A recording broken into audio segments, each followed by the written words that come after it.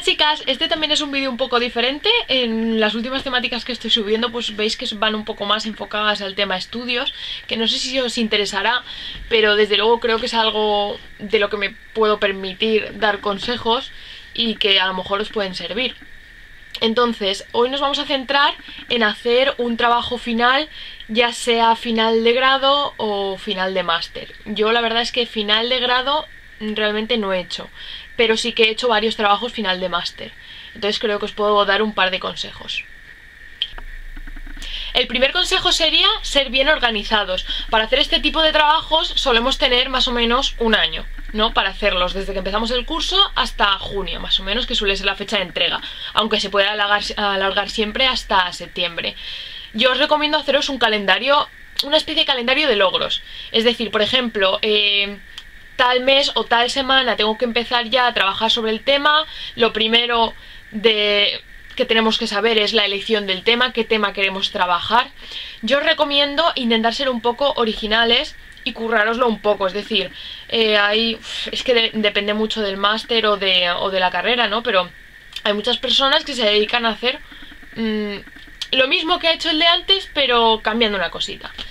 Y no está mal si aportas algo tuyo, realmente no está mal, pero hay veces que es lo mismo y luego a la hora de presentarlo sí que es verdad que se van a cansar de oíros, seguramente. Entonces, claro, depende también del tema. No es lo mismo si eres de Bellas Artes, por ejemplo, que si eres de Derecho. No puedes hacerlo igual de divertido, entre comillas. Pero os recomiendo ser lo más originales posible y que el tema enganche al jurado, iba a decir, a los profesores que os van a evaluar, al tribunal. Y bueno, tras este consejo os quería decir que es súper importante y que es algo que a lo mejor no tenéis en cuenta. Si vais leyendo artículos o libros relacionados que queráis incluir, citas, lo que sea, ir apuntándoos siempre las referencias.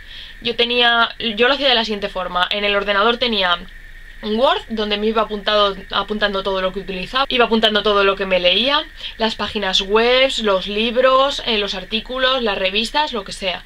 Entonces luego lo tenéis ahí porque luego algo esencial es hacer bien la bibliografía, es algo que os pueden criticar mucho. Entonces, eso por una parte. Os voy a dar, como veis, algunas pinceladas, un poquito consejos que espero que os sirvan. Luego, a la hora de poneros a escribir, yo creo que lo que más cuesta es ponerse a escribir una cosa que sea tuya y no os hundáis si el primer día que empecéis a escribir no salen más que 3 líneas, porque es normal que os salgan 3 líneas porque es muy difícil, ¿vale?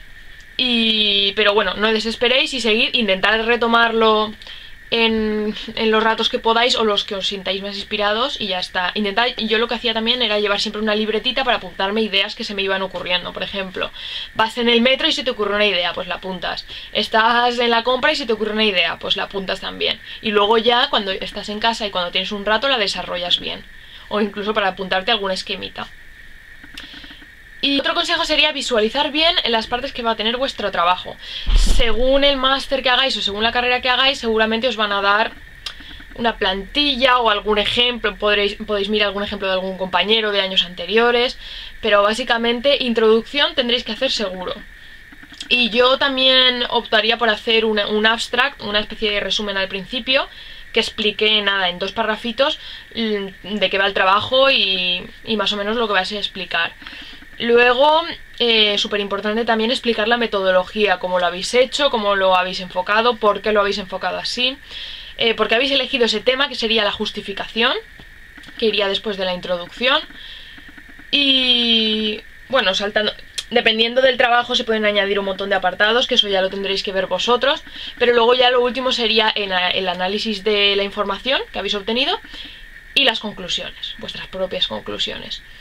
Intentemos ser un poco objetivos, ¿no? Sobre todo si es un máster o una carrera de ciencias, porque la objetividad es muy importante.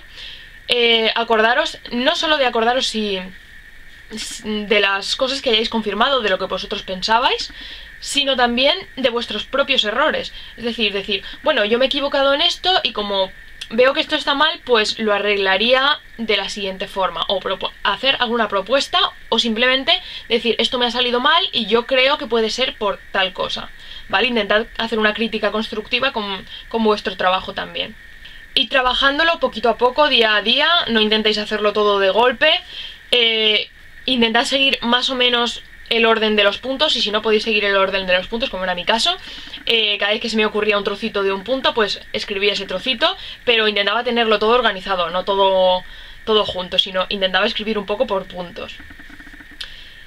Y bueno, me gustaría haceros también otro vídeo de ya lo que sería la presentación o la defensa del trabajo, ¿no? Que es un poco más pues hablar en público y todo este tipo de cosas, daros unos cuantos consejos, y para eso creo que voy a hacer otro vídeo, porque eso nos puede servir también para presentaciones, para mil cosas, ¿no? De clase, del trabajo, de lo que sea.